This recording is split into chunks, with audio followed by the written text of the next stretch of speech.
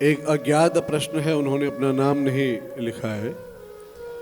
वो कहते हैं, गुरुदेव मुझे बहुत ही कुरूप पत्नी मिल गई है, मेरे लिए कोई खुशहाली का उपाय बताइए। देखो, मेरा कहना है समझदारी से काम लो।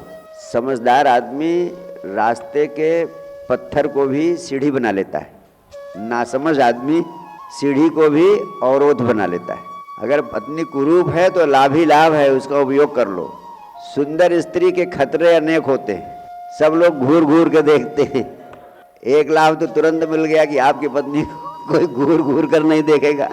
एक नौजवान आदमी सुकरात के पास पहुंचता है। सुकरात बहुत बड़ा ज्ञानी, बहुत बड़ा दार्शनिक था। उससे कहता है, मैं विवाह करना चाहता हूं, आपको विवाह का अच्छा खासा अनुभव है, इसलिए आपके अनुभव के आधार पर आप मुझे परामर्श दें। सुकरात की पत्नी वो उसको डांटती ही नहीं थी, मारती भी थी। तो उसने कहा, आपको अच्छा अनुभव है पत्नी का इसलिए मैं आपसे मार्गदर्शन चाहता हूं, विवाह करूं कि ना करूं। सुकरात ने कहा, मेरी मानो तो शादी जरूर करो। उसने सोचा था यह कि शायद ये आदमी मुझे शादी ना करने की सलाह देगा, और वो शादी ना करने के पक्ष में ही सोच रहा था।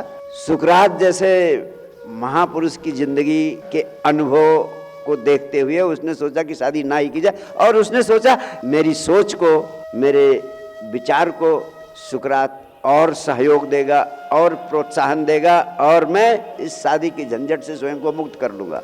लेकिन सुकरात ने जो सलाह दी वो महत्वपूर्ण है। सुकरात ने कहा, तुम शादी जरूर करो, अगर अच्छी स्त्री मिल गई तो जिंदगी में मौज लो, सुखी सुख है। उन्होंने कहा, अगर मेरी जैसी मिल गई तो तुम मेरे जैसे ज्ञानी बन जाओगे, दार्शनिक बन जाओगे।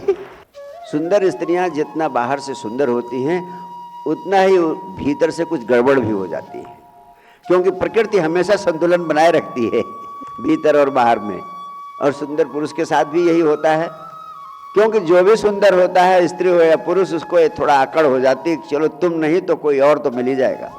आप लोग सोचते होंगे पत्नी कुरूप है, लेकिन वास्तव में इस संसार में रूपवान कौन है?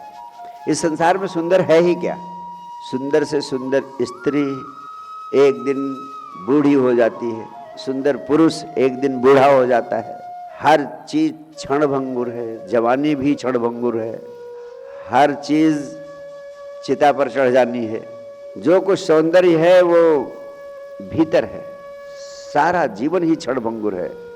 अगर आप अपने अंतर जगत पर ध्यान दोगे, ध्यान पर आपका ध्यान जाता रहेगा, स्वयं के साथ होने की कला सीख लोगे, तो एक ना एक दिन तुम्हारे भीतर का सूरज उगेगा, भीतर एक आनंद की तरंग पैदा होगी। और जब भीतर आनंद की तरंग पैदा होती है, जब भीतर का सूरज उगता है, तो आपकी दृष्टि बदल जाती है। बाहर के संसार में सब कुछ सुंदर सुंदर दिखाई पड़ने लगता है, कुरूपता खत्म हो जाती है। सारी कुरूपता हमारी दृष्टि के कारण है, भीतरी दृष्टि। जो कुछ हमारे भीतर है वही हमें बाहर दिखाई पड़ता है। हम भीतर कुरूप हैं, इसलिए स्त्री हमें कुरूप दिखाई पड़ती है। हम भीतर कुरूप हैं, इसलिए पुरुष हमें कुरूप दिखाई पड़ता है। इसलिए जिन्होंने जाना, जिन्होंने जीवन को समझा, उन्होंने भीतर के सौंदर्य को पैदा करने की बात की। और भीतर के सौंदर्य को पैदा करने की एक ही महा औषधि है, स्वयं के साथ 24 घंटे में 1 घंटे स्वयं के साथ होने की कला को सीखो। जो व्यक्ति स्वयं के साथ होने की कला को सीख लेता है, उसके भीतर का सौंदर्य बाहर प्रकट होने लगता है, उसके भीतर सौंदर्य का सूरज उगने लगता है, उसके भीतर आनंद का सागर उमड़ने लगता है।